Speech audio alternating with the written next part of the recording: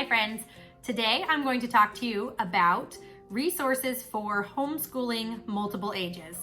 I am Laura and if you're new here, I am mom to 13 kids, 19 years old down to 2. So my 2 oldest are already graduated. They went all the way through my homeschool and now they're graduated and go to school at the local community college. And then we have 9 that are currently in school and 2 toddlers that just like to keep life fun.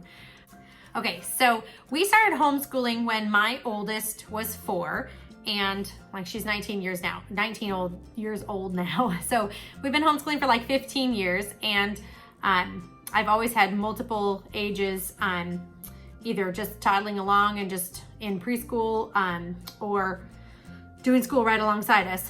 So it's just kind of what we've always done. So I kind of sat down and I was trying to figure out what resources are specific to homeschooling multiple ages. I don't know. I mean, what's different about that versus all the kids being 2nd or 3rd grade sitting in a classroom? And I don't know. The things that I came up with, number 1, are curriculum that can be reused is very helpful to my family. So buy a textbook that you don't have to go out and buy another one the next year.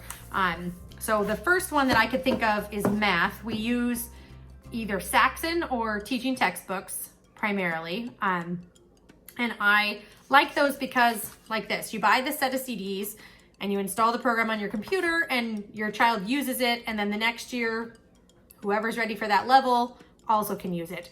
So it's not like you're buying a workbook and you fill it all up and get rid of it at the end of the year.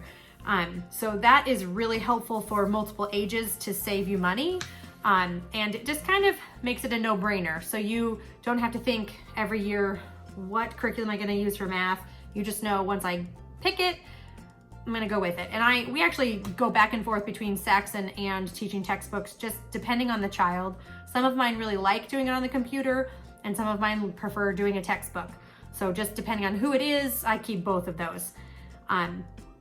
So then the second thing that eases my mind as a homeschool mom with all different age ranges is curriculum that we can be teaching in a group setting, which that's pretty obvious, right? So things like we're doing master books this year for science, and I can teach right now, it's just called elementary science, and I teach all of my elementary school age kiddos with this one book. So we sit down and we do the lesson all together, and that just is really easy. It makes it so that I'm not reteaching, and you can adapt it. You can add more work for people who are older, or you can make it a little easier and do more fill in the blank or coloring pages for the kids that are younger. So curriculum that you can teach in a group, and there are so many out there. Master books is a good one. I know Story of the World for history or Mystery of History, same kind of concept. You can just teach a wide variety of ages. Okay, so the third thing that I'm thinking of for teaching in a group is, or not teaching in a group, teaching multiple ages, is to foster independence. And that is number 1 key for my homeschool to work well, is if you want your time to go smoothly, you have to have kids that are able to do some of their work independently. So that is my goal as a homeschool mom, is to almost work myself out of a job. You need to establish a really firm base in certain subjects, and then when they can read and they can do their math, they can do all that independent, and then they can come to you just when they get stuck. And you can just kind of oversee rather than every day be opening the book right next to them and doing their work alongside them. For group setting and more ages, another key thing that we use all the time, and this was in my essentials for homeschooling video, is use headphones. So if we have 2 or 3 people, 4 or 5 people all sitting around the table and they're all trying to do their work, and to avoid the whole they're talking or they're bugging me or they're doing this, they're doing that, things, kids do that, right? Hopefully not just my kids.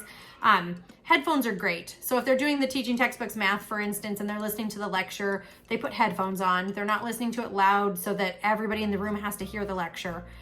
If they're trying to work and focus on their own textbook and somebody next to them, you know, is asking questions of me, for instance, then they use headphones and they just listen to music.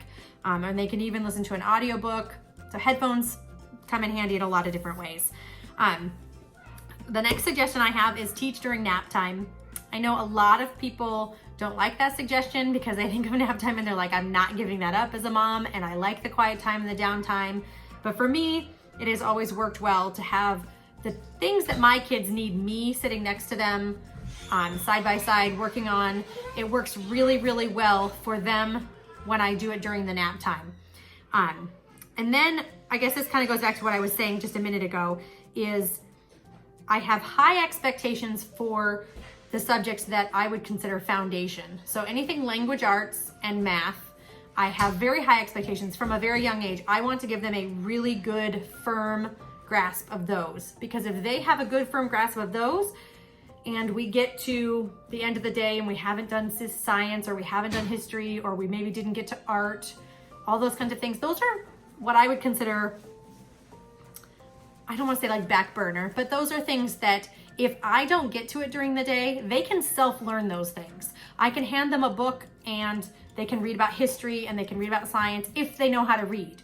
So it's highly recommended by me that you give them a really good foundation in language arts and math.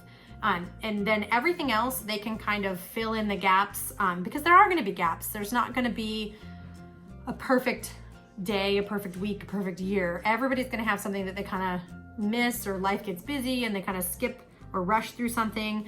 Anyway, so have high expectations on the things that are foundational, you know, reading, spelling, math, grammar, all those kinds of things, and lower expectations on anything that they can self-learn. So if they can teach, you know, if they can pick up a book and read all about history of the United States, that's self-learn. If they can pick up something and read about science because they're interested in bugs that week, or they're interested in plants, I don't know, anything like that, they can self-teach them that. And I'm sort of rambling now. Okay, but the last thing that I have written down, and probably the most important, I think, as a resource for homeschooling multiple ages, is you have to keep in mind that nothing is going to go as you planned. Nothing is going to go exactly as you planned. And if it does, it's going to be incredibly rare. You have to understand that you have to be flexible. You can't just write down a rigid schedule and expect your kids to just follow it exactly. It's not. The phone's gonna ring, the doorbell's gonna ring because Amazon Prime's there and it's gonna disrupt your day. You have to understand that those things are gonna happen, and you have to keep that in mind and give yourself grace and give your kids grace. Because if you're teaching lots of different ages, you're gonna get interrupted. So anyway, I hope that maybe some of these things can help you and inspire you when you are homeschooling all your different grades. And this is also, I should have said this at the very beginning of the video, but this video is a collaboration with several other women.